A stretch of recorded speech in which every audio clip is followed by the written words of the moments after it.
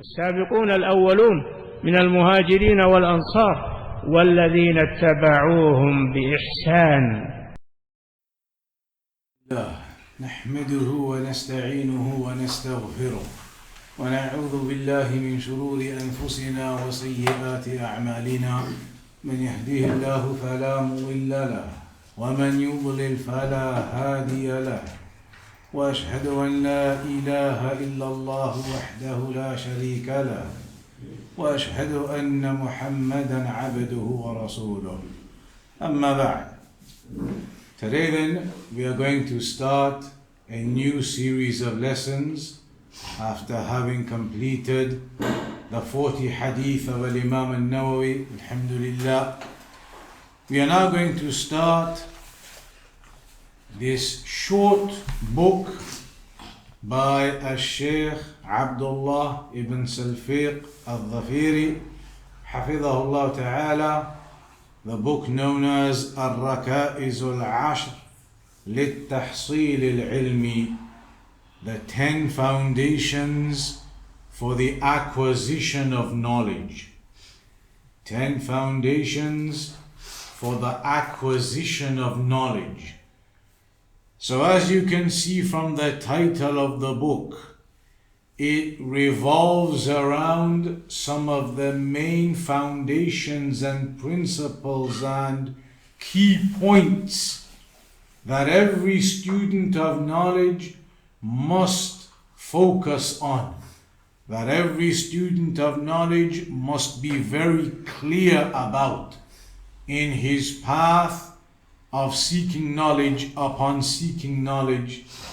And these 10 points, they are based upon the points that Al-Imam Al-Shafi'i rahimahullah ta'ala mentioned. He had mentioned 6 points, and in this small booklet Al-Shaykh Abdullah Al-Dhafiri hafidhahullah ta'ala added another 4 to make it 10 focal points for every student of knowledge to remember. For every student of knowledge to remember in his path of seeking knowledge.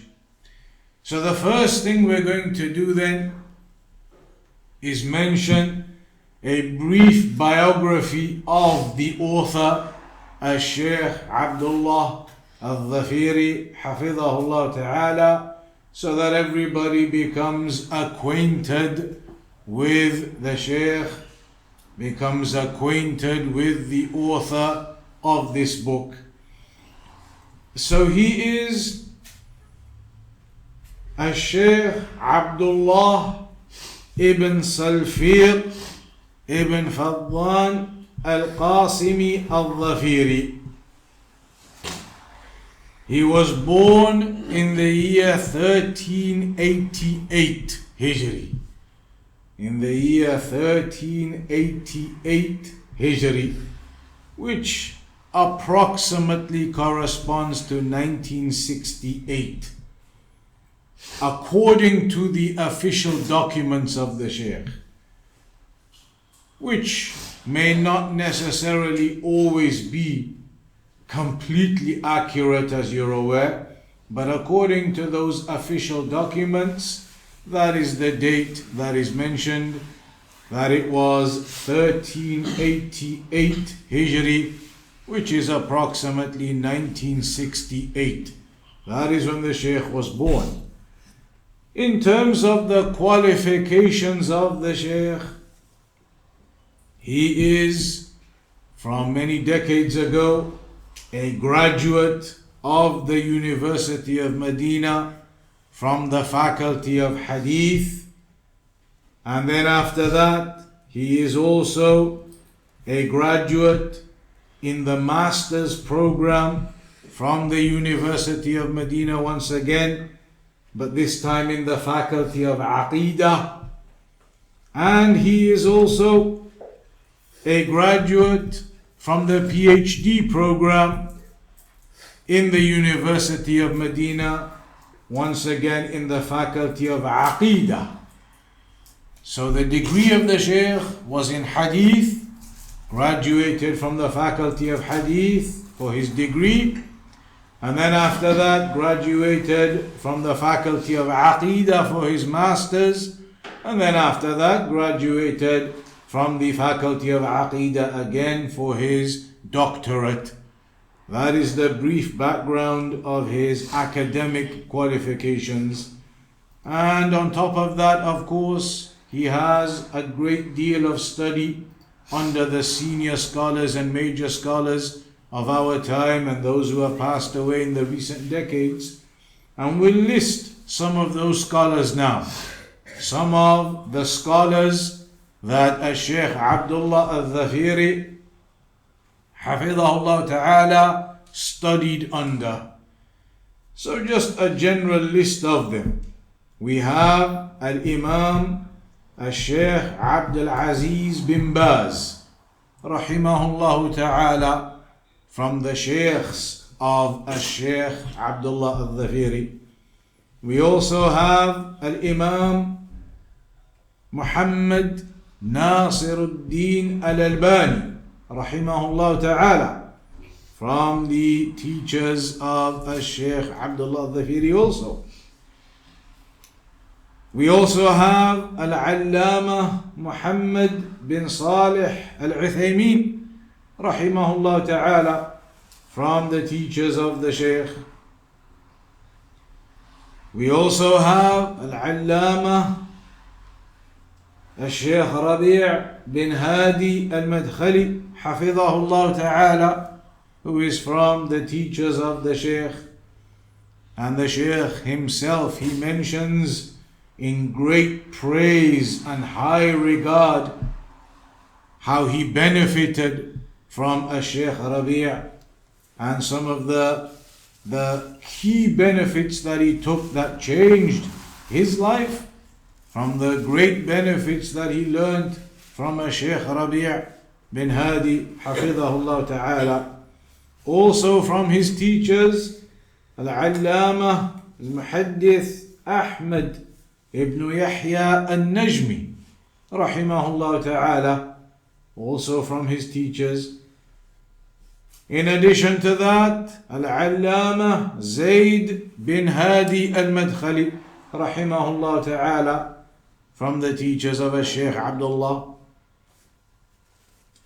Also, Al-Allama Al-Muhaddith Abdul Muhsin Al-Abbad Hafidhahullah Ta'ala is also from the teachers of Shaykh Abdullah al-Dhafiri. Also, Al-Allama Al-Shaykh Salih Al-Fawzan Hafidhahullah Ta'ala is from the teachers of Shaykh Abdullah al-Dhafiri. And as you will see, Shaykh Al-Fawzan has written introductions to some of the books of Shaykh Abdullah, praising them. Also from the scholars who Shaykh Abdullah al-Dhafiri studied with and took from, Al-Allama Abdullah al-Ghudayan Rahimahullah Ta'ala. And finally also Al-Allama Ubayd ibn Abdullah al-Jabiri Rahimahullah Ta'ala, amongst others. That is just a list of some of them, and there are others, but that is a list of the most senior and major from amongst the scholars that Shaykh Abdullah al-Dhafiri Hafidhahullah Ta'ala studied under. In terms of the efforts of the Shaykh, he has many published books. He has many books and booklets, small, large, that are published, printed and available. And his efforts are well known in Saudi Arabia. For over 20 years, the regular annual conference is organized at his masjid in Hafr al-Batin, where the scholars attend, and the likes of Shaykh Rabi' and Shaykh Ahmed Najmi and the senior scholars, they attended in the early days also, and many scholars to this day, they attend. Only last year in the conferences, Shaykh Abdullah al-Bukhari attended, Shaykh Yahya al-Nahari was in attendance, and others. So he is well known for his da'wah activities, for his efforts in spreading this da'wah salafiyya, well known and praised and recommended by the scholars. So that is in brief Al-Shaykh Abdullah ibn Salfiq al-Dhafiri Hafidhahullah Ta'ala.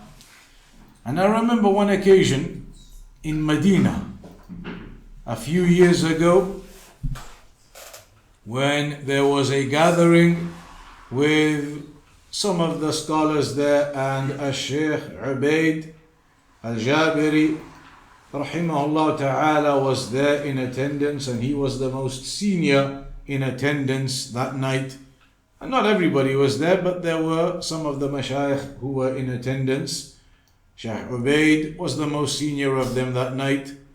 And then after that, it was Shaykh Abdullah who was there, amongst others. And when Shaykh Ubaid spoke that night, and he mentioned some of the students who were there, and he said, from the most senior of them tonight here, I think, is Abdullah ibn Salfiq al-Dhafiri, that night from those who were present. So it highlights that the Shaykh holds a high standing and recognition with the scholars for his knowledge, for his understanding, for his ability to teach, and he is well known with that. That is a brief background regarding the Shaykh. After that, we will go into the introduction to this book written by Shaykh Ahmed al-Najmi. Shaykh Ahmed al-Najmi rahimahullah ta'ala wrote an introduction to this book, and that is because Shaykh Abdullah al-Dhafiri hafidhahullah ta'ala, he has mentioned on several occasions that he always presents his works to the other senior and major scholars for their checking and approval before he publishes and distributes his works. And I've heard that from him on more than one occasion, that when he writes something, he compiles something, puts a book together, whatever it may be, that he presents that work to the senior scholars for them to read through and to check and to approve and to give guidance on and suggestions on changes, whatever it may be. That he gives those works to them and they read through them and check them and approve them before he then publishes and distributes them. And so he did that with this particular book too, this small booklet. He presented it to Shaykh Al-Allama Ahmed al-Najmi rahimahullah ta'ala, and Shaykh Ahmed ibn Yahya al-Najmi read through it and wrote this introduction to it. In the introduction, he says, Alhamdulillahi wassalatu wassalamu ala Rasulillah wa ala alihi wa sahbihi wa ba'd. فقد عرض علي أخونا في الله عبد الله بن سلفيق الظفيري عبد الله بن سلفيق الظفيري كلمته التي كتبها عن الركائز التي ينبغي لطالب العلم أن يسلكها، فرأيتها كلمة ممتازة وفق فيها إلى حصر الركائز التي يحتاج إليها طالب العلم والتدليل عليها من الكتاب والسنة. وبالجملة فقد أجاد وأفاد، فجزاه الله خيرا وبارك فيه وكثر من أمثاله. وإني لأحث طلاب العلم على حفظ هذه الركائز والعناية بها، وبالله تعالى التوفيق. He says in this introduction that indeed our brother Abdullah ibn Salfiq al-Dhafiri has presented to me his treatise, this small booklet which he has written on the foundations that are required for a student to tread upon. The foundations that are required for the student of knowledge to tread upon. And he says, I saw it, I consider it to be an excellent treatise.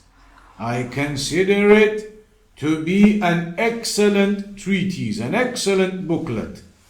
He has been given success in it from Allah in summarizing and refining these foundations that a student of knowledge needs, and in giving the evidences and providing the evidences upon them from the Quran and the Sunnah.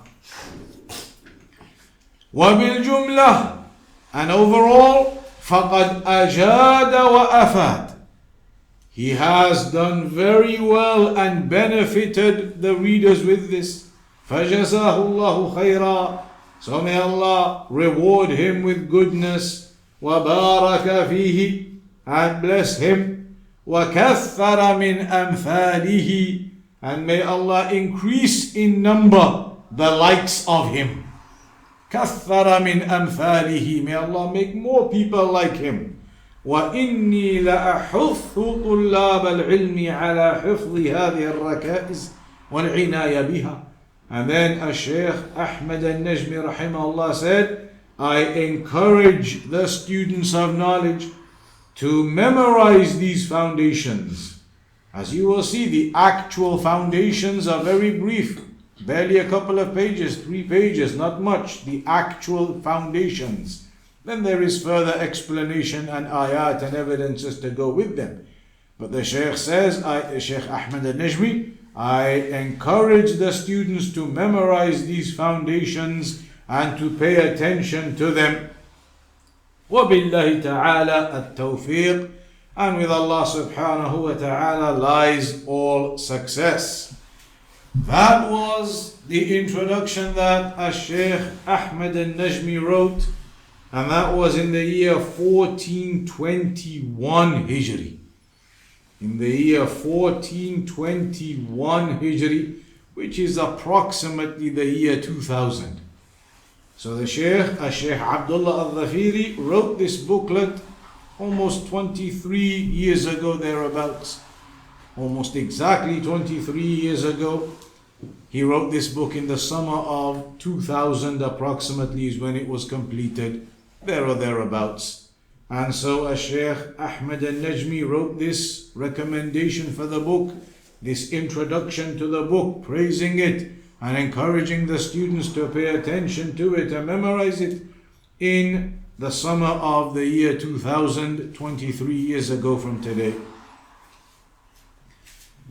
This methodology of the Shaykh is important to point out, because the Shaykh, he regularly points this out.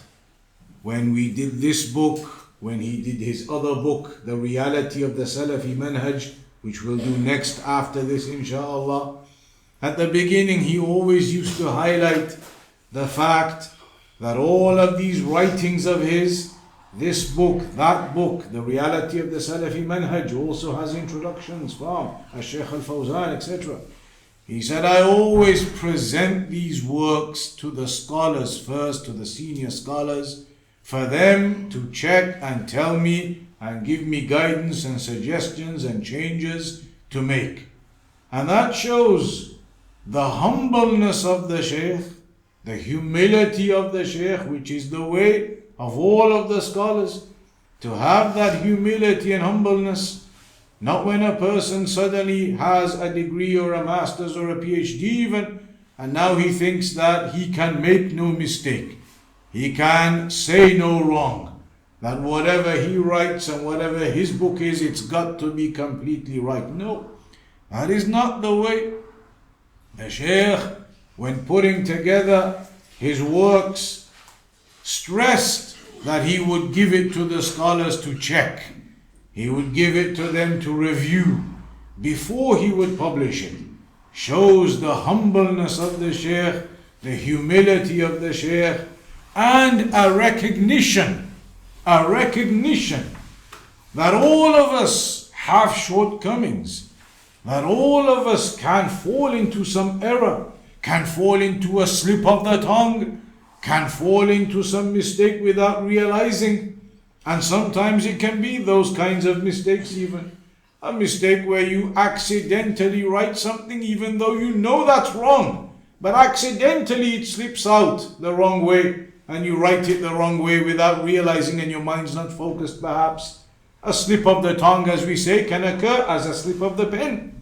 A slip of the tongue can occur as a slip of the pen too. And we've seen that in some of the debates that used to occur at the University of Medina. The debates that occur for your masters and your doctorate. In order to get your masters and to get your doctorate, at the end, once you have finished your thesis, there is a panel of teachers and professors and scholars. A panel of them, you have to face them. They will check your book, your thesis inside out, and then test you on it and question you on it and debate you on it. And these were public. They were made public, these debates. So they used to be in the big auditorium, in the big lecture theatre. And the panel of scholars and professors would be sat there. The student would be on the side, like a courtroom almost. The student there on the side and the panel of professors there. And they would be going through his thesis and they would say to him, so on page 12 of your thesis in volume 1, have a look there. The student has the book then, his own book, and he goes to page 12. They say, okay, so you wrote on page 12, so and so, such and such, and you gave this evidence and that evidence. But how is that an evidence for what you wrote? That evidence doesn't apply here. Al-Hafidh ibn Hajar said such and such, and Al-Imam Ahmad said such and such. How have you used this evidence for this point? So now the student has to be able to explain. He has to be able to explain why he's done that. And just like that, they will go through all of his book and they'll say to him, page 200, page 164, you wrote here such and such. How did you write that? Where did you get that from? And the student has to be able to defend himself and defend his book. And in one of those occasions, I remember one of the students, he was getting that debate for his PhD. I believe it was PhD doctorate. And one of the panel was the Mufti. The Mufti had been invited down to be one of the panel to debate this particular student's book. And so the Mufti at one point said to the student, go to volume, sometimes they're like 3 volumes, these books that the students write for their doctorate. He said, go to volume such and such, page such and such in your thesis. So the student went there. And I remember the Mufti saying to him, so in this page, on this part here, 5 lines from the bottom, etc., you've written about the Ummatul Da'wah and the Ummatul Istijabah. There are 2 types of Ummah. The Ummatul Da'wah and the Ummatul Istijabah. Ummatul Da'wah, that refers to everyone that you give da'wah to. But Ummatul Istijabah, they are the believers. In one part, slip of the pen. A slip of the pen, as we have a slip of the tongue. He had accidentally written Ummatul al-Ijaba when he meant Ummatul al-Da'wah, or the other way around. He'd mixed them up. A slip of the pen. Obviously, as soon as it was pointed out to him, he knew, and even the panel knew that he knew. Even the panel knew that this is obvious. He knows that this isn't the Ummatul Istijaba or Da'wah, whichever way around it was. Even they knew that he knows. But this was a slip of the pen. Accidentally, he had written the other one when he meant the other one. So they highlighted to it, the Mufti highlighted it, and as soon as the Mufti highlighted it, the student knew straight away, of course, yes, of course. That he knew that. And they knew he knew that. But it was a slip of the pen. So these things can occur. That is a student doing his doctorate, PhD thesis. He probably read over that 1,000 times before that debate. He probably had other people, other teachers, his own professor who overlooks his thesis. Maybe so many times there would have been reviews and reviews and reviews, and still that error slipped into that copy, his final copy for his debate. So it can happen. A slip of the tongue may occur, a slip of the pen may occur, and this was something that even used to occur from the time of the Salaf, from the time of the narrators of hadith. Is it not in the sciences of hadith how sometimes a narrator may fall into wahm, or when a narrator may sometimes fall into qalb, where sometimes they narrate a hadith and accidentally they narrate it the wrong way around. Maybe the chain of narration so-and-so narrated it from so-and-so, and they accidentally put it the other way around. This one narrated from that one, and so the chain of narration is the wrong way around by accident. Or in the hadith itself, the wording of the hadith, sometimes they may put one word after the other one when it was actually the other way around, as a slip of the tongue, or as a wahm, as they say, as a mistake that he fell into accidentally, forgetting that it was that way around and he mentioned it that way around instead. So these things can occur. Slips of the tongue can occur. Errors in writing, slips of the pen can occur.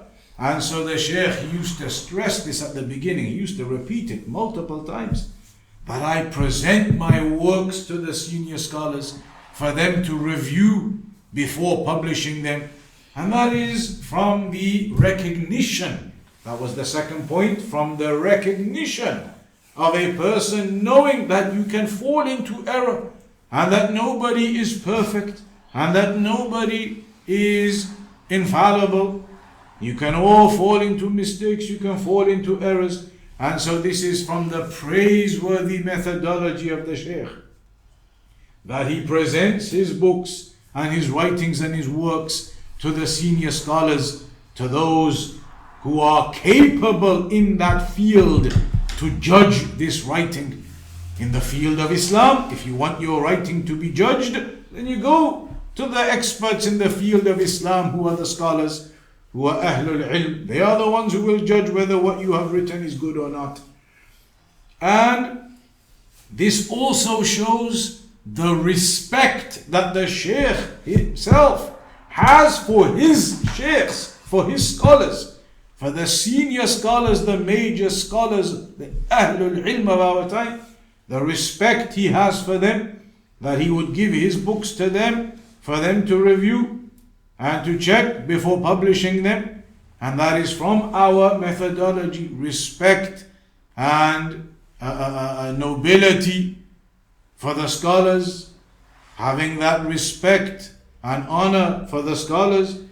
And this is something which is going to be highlighted in a chapter coming up later in this book, Al-Raka'iz al-Ashr. Because one of the fundamental points for a student of knowledge, it's going to come up in a chapter near the end, is sticking to the scholars of Ahlus-Sunnah. Gaining your knowledge from the scholars, from Ahlul Ilm, the ulama. And he will mention, we'll get to it later on, the famous line, or the well-known line here, that no person has ever in history, all of the great scholars that ever existed, they all had their own scholars. No person ever became a scholar without having scholars. And that's why he mentions, Man kana kitabuhu shaykhahu kana khata'uhu akthara min sawabih. That a person who makes his shaykh, his books are his shaykh, not an actual scholar that he learns from, just the books he reads and things, then he will end up with more mistakes than what he gets right. Because when you read, you can misunderstand something. You can misunderstand something, especially if you're reading now, obviously, in the Arabic language, the works of the scholars. And if your language isn't the Arabic language, for example, then there's even more possibility of people making mistakes when reading. And so the importance of the scholars is going to be made clear in that chapter regarding learning from the scholars and taking that religion from the scholars. There are some points mentioned by the scholars regarding this particular topic and particular issue as well. And they have mentioned, for example, من المعلوم لدى كل الناس أن التعويل في كل فن لا يكون إلا على أهل الاختصاص فيه. This is connected to the methodology of the Shaykh in presenting his works to the scholars before publishing them.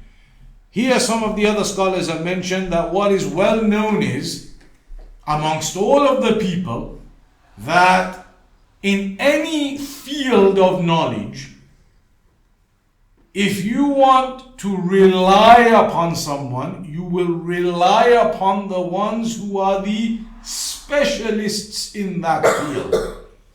So then, when it's like that, you do not return back to anyone other than the specialists in that field. And every field has its specialists. So then, كيف الشأن بعلم الشريعة ومعرفة الأحكام والفقه في النوازل؟ كيف يرجع فيها إلى من ليس معروفا بالتضلع في هذا العلم والرسوخ فيه. So when it comes to Islamic knowledge, then of course it is well established and clear that you would return back to the people of knowledge, the scholars. How could you possibly return back to others in these events and calamities that occur and incidents that occur, and to derive rulings of the religion and fiqh? You would not return back to anyone other than those who are firmly grounded in that knowledge.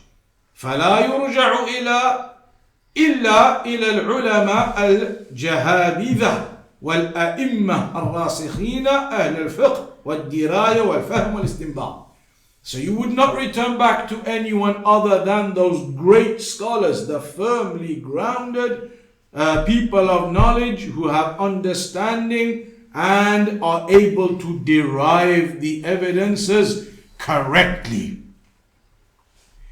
Hence, we see that this is exactly what Shaykh Abdullah al-Dhafiri did. Sent his work, his book to the scholars for them to check and to review before taking it further and publishing.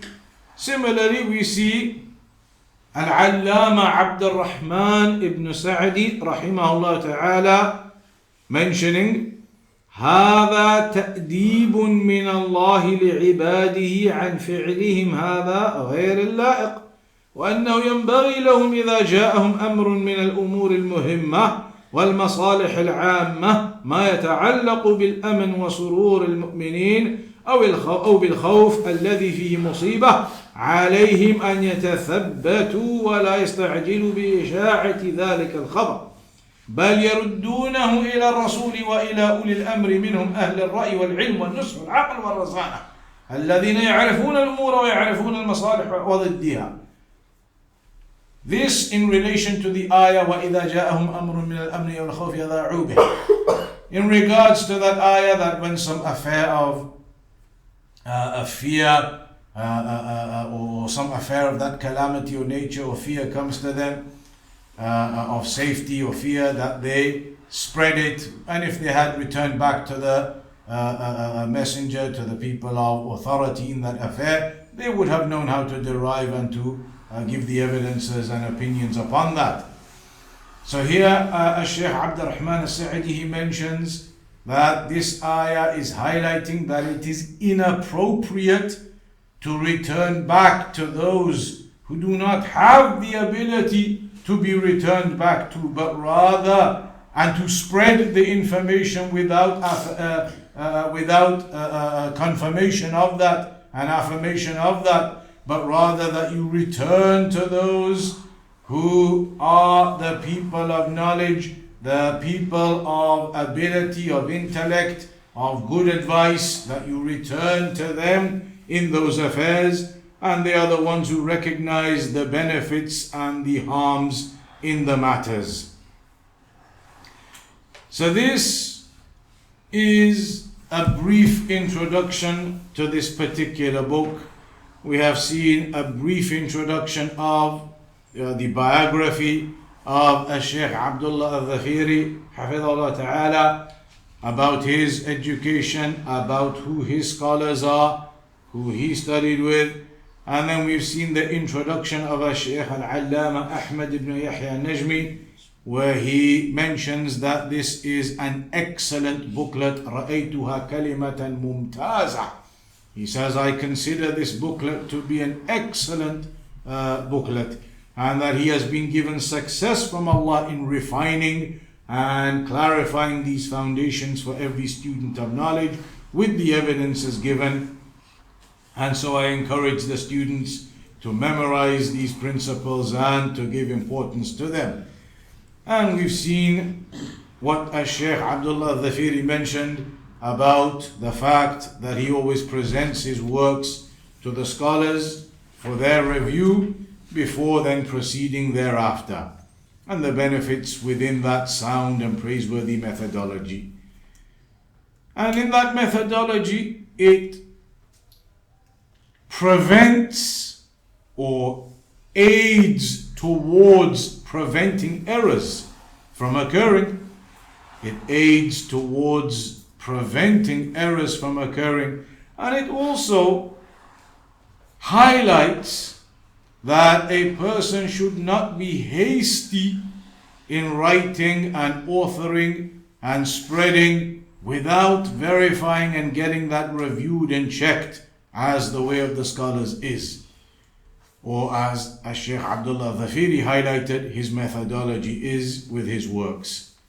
That is the introduction. Then inshallah ta'ala, from next time, in the next lesson, we will go into the first chapter. There are 10 short chapters, 10 foundations.